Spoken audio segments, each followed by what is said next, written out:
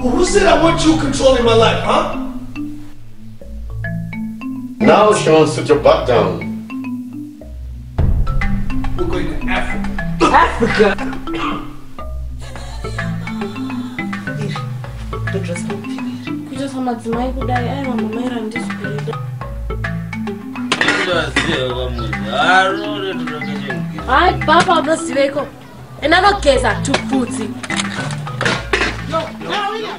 Hello everyone, welcome to Afro Essence TV.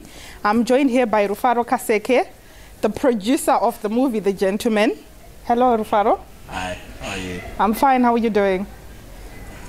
It's lovely having you on Afro Essence TV. Thanks.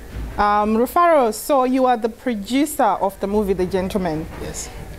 I don't want to talk about The Gentleman because that's one of your most recent projects. Yes. I want us to start from way back. Yes. How did Rufaro Kaseke get into movies? How did you get into producing? What are the footsteps that you followed? Interesting. What I've done to be where I am right now is sacrifice. I've sacrificed a lot of things to be where I am right now. I've given a lot of hours. I was born a storyteller. I've always been a storyteller all my life, and I got full-time into filmmaking back in 2003. Yes. That's when I quit my day job, my 9 to 5, and I said I want to make movies. Okay. Which didn't make sense during that time in Zimbabwe, to say you're a filmmaker. Yes. My daddy decided to, discard me as his son, and he said to me, no, look, you're no longer my son if you say you're a filmmaker. But we soldiered on. I did soldier on, and I'm a cinematographer by nature, by profession. Yes. I'm a picture person. I visualize. Okay. And I'm a producer by necessity. Okay. So I've been producing movies since 2004. Short films back in the hood where I come from Chitungwiza. I've been producing our own short films, and what I would call my big break came in 2010. Okay. When I produced a movie called Lobola. Lobola, yeah, we remember Lobola. Yeah, absolutely. It was a break for me. We did it, and it sort of changed the way films are made and sold in Zimbabwe. Yes. It was a big film. I'm not going to be modest about it. It was a big film, and a lot of things changed about it. And then after that, that's when we came to. I've also produced The Gentleman, which also became a much bigger film than Lobola, which brought us to the premiere in London and all that. So I must say it's been a long journey since 2001. Well, I've been a storyteller since I was from a long time. Storytellers were considered liars. Absolutely. But my biggest gift is imagination. I imagine things. Like when someone is telling me a story, like when someone is telling me their ordeal, I always put visuals to it. Yeah. So that it's what makes me also a good cinematographer, because I always put visuals to everything that somebody's saying. You want something to come alive. Absolutely. I always put visuals to things. So it's been a long journey for us. Zimbabwe. Being a filmmaker in Zimbabwe between 2000 and 2010 doesn't make sense at all. An economy going through a recession, and someone would say, get a job, man, But that's a job. Yeah, but nobody would understand that, Nobody was trying to understand that filmmaking is a job. My father used to tell me that. People were just used to the usual. Exactly. You're not making mutiro afanzao, paraffin, then you're not doing television. You're not doing anything. So, but we soldiered on, and we defied all odds, and that's what brought us to what we are now. Resilience, hard work, a lot of hours reading boring books about lighting, sacrificing, the so-called dream jobs. I had a dream job when I was at 21. What did you aspire to be? When I was growing up? Yeah. It's funny enough, I was the only kid in my family that would sit around and watch the credits. when I was After growing the up. movie. Those were boring. I don't think any child Nobody. growing up would watch credits. Who wants to know who the main actor was? Who cares? Yeah, we never used to bother, but you know. Absolutely, but when I look back at it, that's when it shows me that I've always been a filmmaker since I was a young man, because I can tell you all the animation directors from when I was young, you know. I can tell you all the international studios that used to make international animation movies from when I was a young man, you know. So it's always been in me, you know what I mean? And so it only makes sense now, now that I know what it is. I've always wanted to work in the studio. I would always tell my friends that I want to work in the studio. Yes. Before I even knew what the studio is. Yes. Before I even knew what happens in the studio. Yes. So in 2004, when I walked into a movie studio back in Harare, I knew that's what I wanted. And that's where you wanted to be. That's where I wanted to be. And then I went back straight and I quit my day job and I just went straight into the studio and started making movies. Wow, that sounds very interesting. So you've gone and you've quit your day job. You've gone to this industry to make movies. People in Zimbabwe and even Zimbabweans outside Zimbabwe don't understand what you're doing. Yeah. How do you cope with that? To quit your day job, what's feeding you and putting food on your table, to going to do something that you're passionate about and something that you love, sacrificing your own, you know, health and your own well-being because you're taking food out of your mouth and you're doing something. How do you cope with something like that?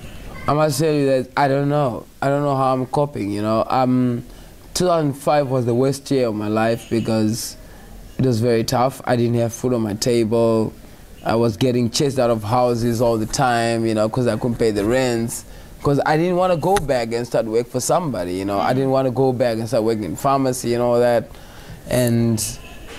But here you are in England. Thank God for that. I must thank God for that. I don't know how I did it, but I know I've got little bits of understanding of how I made it. I was very resilient and also faith. I've got mad faith. Yes. I've got mad faith in what I do, you know. Yes. When it comes to movie making and all that, I've got mad faith. I can tell you that I'm going to be, in the next 2 years, I'm going to be one of the biggest movie producers in Africa. Yes. You won't believe it now, but I will tell you this right now in this interview, and it will happen. You know what I mean? Yes, I would definitely believe it That's now. how I work. I've got so much mad faith in what I do. You mentioned faith. Yeah. You know, a lot of people at first glance will look at you and think, oh my God, dreadlocks, you know, someone like that. There must be a Rasta and not someone, you know, someone who's not a Christian and someone who doesn't have faith and belief. I know. So can you just tell us a little bit about your relationship with God and how you've developed this faith for you to declare that I can tell you now, I'm going to be the best presenter, the best producer in Africa in 2 years' time. That's mad faith. You know what? You don't want to know, man. I mean, my relationship with God is crazy in the sense that God is, to me, is the only person that's there for me when everybody else is gone. When the party is finished, when the excitement is gone, you know, God is the only person that's there for me. You know, God understands me. You understand what I mean? Of course, He created you. Yeah, I don't have to. But you know what made me sort of understand where God wanted me to be and how He wanted me to do things is the fact that I saw myself grow every year. Yes. You know, I would do one small project this year, and the next year it's bigger, the next year it's bigger, the next year it's bigger. But I would always ask Him. You know, I remember when me and my friend Joe Jagu, who is my favorite director, I work with him all the time. Yes, when you worked with him on Lobola. I worked with him on Lobola, I worked with him on The Gentleman. Yes. He's a mad director. He's a faithful, lovely director. Yes. When I say to him, Joe, look, let's shoot our first HD film. I had no idea what HD is, honestly. I'd never seen an HD camera. And a lot of people still don't know what HD is. I know. Can you tell the viewers what HD is? I can go on and on about HD, viewers. Well, what's the name? I love HD. HD is high definition, the crystal clear pictures.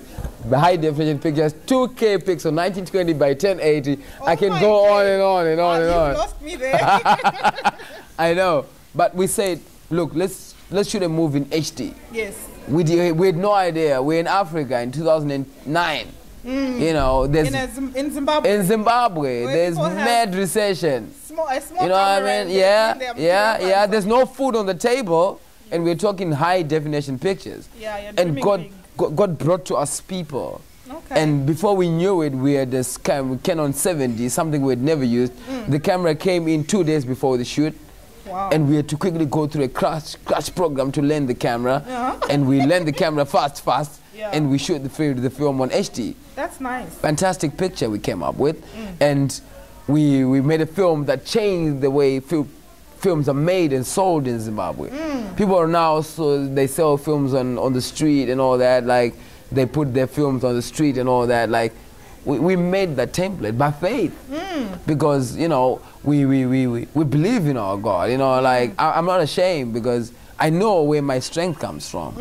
You know me, I won't lie to you, man. Like me and Munya, you know, Munya is one of my favorite actors. Like we work together a lot. You know what I mean? Just clarify, you're talking about Munya Chizonga. Yeah, Munya Chizonga, you know. We're crazy like that. Like when God does something for us, like crazy stuff like this, like maybe an interview, let me demonstrate what we do. We do this. Anyway, we do this. That's what we do. You know what I mean? Yes. We do that anyway. We did that at SABC in South Africa. Yeah. You know, like people would look at us like, and they thought these crazy men. you know what I mean? But we knew what we're doing. We don't have to wait for Sunday to go and thank our God. We thank our God anytime He does something good for us. Yes, right there. very moment. You know what I mean? So that's the journey we've walked through. Stereotypes come, you know, people look at me and say, this dreadlocks on. I'm not a Rastafarian. I'm not even trying to be a Rastafarian. I like dreadlocks. I'm living my dream, you know. They're easy to maintain. They're cool, I think. Yes, you know what I mean? I think Yes. I look cool in dreadlocks, you know. But I'm Christian. My godfather, Bishop Tudor Bismarck. That's where I started making films. I started making films in church. You know. Would you allow me then to? Because it's such an honor for me to be interviewing a producer from Zimbabwe who's done so much and is still doing so much for our country in terms of the film industry. I mean, the things that you've sacrificed for the film industry, it's enormous. And some people don't get to realize what you guys have sacrificed and how much effort you've put. They just rush to criticize and say, did you see Lobola? I didn't like the sound quality. Hey, I didn't like this, that, and the other. They don't know that men have had sleepless nights where they have not had food and they've actually put effort. And you guys are still doing so much for the film industry in Zimbabwe. Yeah. I mean, you mentioned Munya Chizonga, who is the main actor in both the movies that you've mentioned, Lobola and The Gentleman. You've also mentioned Joe. Yeah. What is the relationship between you three guys? Our relationship it's magical, I must say. It's divine because me and Joe, we've got an understanding that's undescribable. It's incredible in the sense that when I say something, Joe quickly understands it. Even if I don't understand what I'm saying, he does understand it, and he explains to me the things that I don't understand. For instance, when I tell him that, okay, I remember when we were playing for some time, we were on a distribution trail and we were selling our film Lobola, and we go to Cape Town and we're meeting with Tandeka Matatu, and we're trying to sell our film Lobola and all that. And on our way back, I say to Joe, let's make a film about, what do you think if we have Philip Chiangwa in our film? We've got photos to prove this. Yes. You know what I mean? And it was that thought, and then Joe started to develop these ideas. He went crazy about it. Feel this, you know what I mean? And we said, okay, let's make a film about twins. And he said, oh, we can do this, you know what I mean? Our relationship is incredible because this guy understands me before I even understand myself. And he said the same thing about you as well. So that's interesting. You know what I mean? And yeah. and Munya is one of the most humble people I've ever met in my whole life, because I'm not trying to be modest about it. If I'm to describe stars in Zimbabwe, I start with Munya.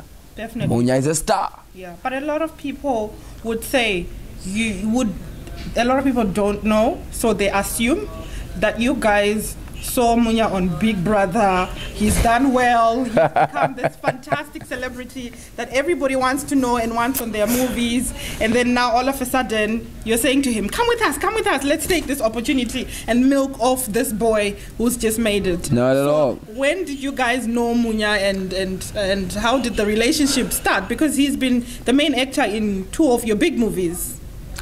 We're not opportunists. Yeah, a lot of people think that we're opportunists, and Munya came out of Big Brother and we said, let's make this boy who's famous, more famous. Not at all, man. We knew Munya before he was anything.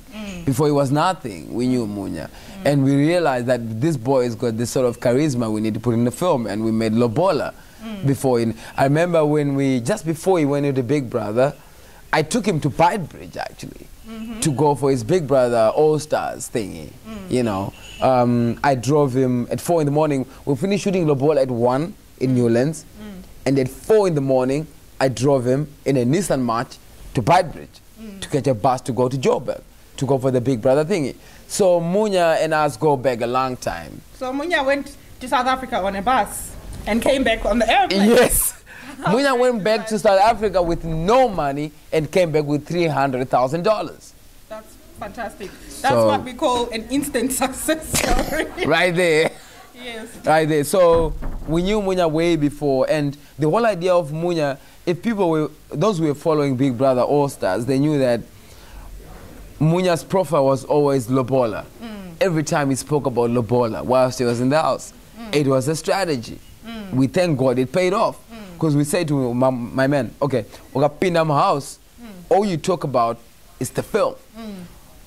If you come out in 2 weeks, if you come out in 10 weeks, we don't care. But Tauranya Efirim, Lobola, all the time. And that's what he did, and it paid off. When he came out, Lobola was there. Yeah. Because he was always talking about it. He's a team player. Yeah, definitely. So you've also mentioned The Gentleman, which is the main reason why you're here in England, because of the premiere that just happened a few weeks ago. So can you talk us through the storyline of The Gentleman for those who haven't watched it, and sell it to the people? Why should they watch The Gentleman? Look, if you don't want to watch The Gentleman, it's okay. You don't have to watch it. It's okay. We're going to make better movies later on. But it's a sweeping story about sacrifice. It's a story about love. It's a story about the gentleman. What we're trying to do in this film is we're trying to redefine the gentleman. We're trying to, you know, we're artists. We're crazy. We're trying to create another definition of a gentleman. So the conventional definition is the guy who opens the door for the lady when they're coming out of the car. But in this film, we're talking the gentleman is the guy who goes out of his way to do one thing for another person. You know what I mean? So in this film, this guy here is a criminal. He's coming from South Africa with a tail. He's being followed, and he's got dirty money on his hands. But when he gets to Zimbabwe and he sees his brother in a quagmire, okay, he goes out of his way to make sure that his brother is comfortable, and he dies. A gentleman is a guy who dies for one another. Yes. That's a gentleman. If you're prepared to die for another person, like Christ, you're a gentleman. No matter where you come from, doesn't matter. Yes. That's my own definition. So that's what we're trying. If you can love enough. If you love enough to sacrifice for another person, you're a gentleman. Definitely. Yes. Wow, that's a very nice definition of a gentleman. Crazy, but yeah. Can you just talk us through some of the work that you're doing whilst you're here in England, and what you're going to be doing when you get back to Zimbabwe? Well, look, I missed the premiere.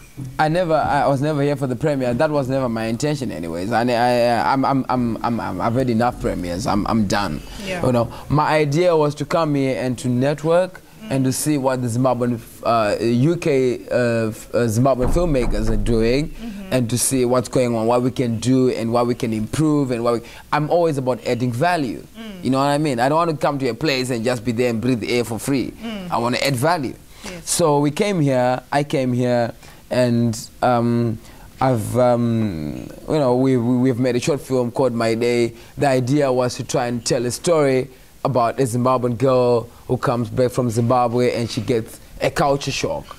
Okay, we're just having fun, you know. We have fun and we get paid. Fortunately, that's my job, you know. Yeah. It's all about doing what you love. You know what I mean? We get paid. But yeah, the idea was to create synergies. Yeah. You know, value addition synergies with Zimbabwean filmmakers here. So we made my day seeing, okay, who does what. I saw Lorraine Fox is a fantastic actress. I didn't know that until I came here and made my day. You know, I saw that, oh, okay, this guy is a fantastic production manager. I saw, oh, okay, this guy is a fantastic writer. So I now know. So when I go back to Zim, and I know, okay, well, let's do a story about African mythology, and we have got, there's a story we're developing, me and Demi Karonga. Demi Karonga is a fantastic producer. I didn't know that until I came here, okay? So we're developing a story about African mythology where a group of master's program researchers come from UK to Zimbabwe to research about African mythology. You know what I mean? So I now know who to talk to. I know when I need a cast, I'm going to go back home, develop the script, and then when I need a script, I know who to call. Definitely. You know what I mean? So you've come to England. This is the problem that I'm having with you. You've come to England. You've put yourself with these people that are doing so much for the film industry in England as we speak. But a lot of people don't know how to get Rufaro Kaseke to say, oh, Rufaro, me, I like to produce movies. Rufaro, me, I like to be a director. And I'd also like to be an actor or actress. How do people get in touch with you, with your team, to be part of the projects that you're working on? Because you guys are growing. And a lot of people would love to jump on a moving train. No one wants to be on a stagnant train. And you guys are a moving train. Yeah. How do people get on board and help out and take part in the things that you're doing and the projects that you're doing? Very simple. We thank God for the social networks that have come up. We thank God for Facebook. Like, I must tell you that it's a lot of people that I know now, like a lot of people that I met in the UK, I met on Facebook. Yes. You know what I mean? It seems lame. You know what I mean? It sounds lame, but it's true. Yeah. Get in touch with us. We're on Facebook. And thank God for Google. If you Google Rufaro Kaseke, you will see what I am at. You will see my Facebook thing is, you see my Yahoo thing is going on there. You even have a website for the Gentleman. I've got a website for the Gentleman. We're going to try and develop more, you know, websites for ourselves so that people can get in touch with us. We've got phones, you know, that people can reach us on and all that. We've got an open door policy. We might not know much, you know, we're coming from Africa, we don't do a lot of tweeting. People here do a lot of tweeting, you know, we don't do that, you know. Blackberry. Hey, no, Blackberry, BBM and all that. In Africa, we don't do that a lot, you know what I mean? But we are on Facebook. Facebook is easier for us in Africa, you know what I mean? And so people can catch us there on our Facebook, Rufaro Kaseke, you know, send us a message, you know. If you talk my language, I'm going to respond. If you talk to me about selling tomatoes, I'm not going to bother. I'm not going to bother with you. Definitely. You know, talk to me about roofing, I want to say, yeah, whatever. But if you text me a message on Facebook and tell me that I want to make a movie, I've got an idea like this, response is coming straight up. Definitely. So, Rufaro, we wish you all the best in all the projects that you're working on. Afro Essence TV is happy to receive any of your material, would like to show our viewers all over the world, people, the work that you guys are doing. Because I know as much as you're doing a lot of work, there isn't a lot of platforms for you to showcase the work, unless if you're doing big premieres, like for the Gentleman. And it's not always everything that would be as big as the Gentleman. Absolutely. Sometimes you just want to portray a message to the people. And yeah, so thank you for coming to Afro Essence TV. Thank you for having me.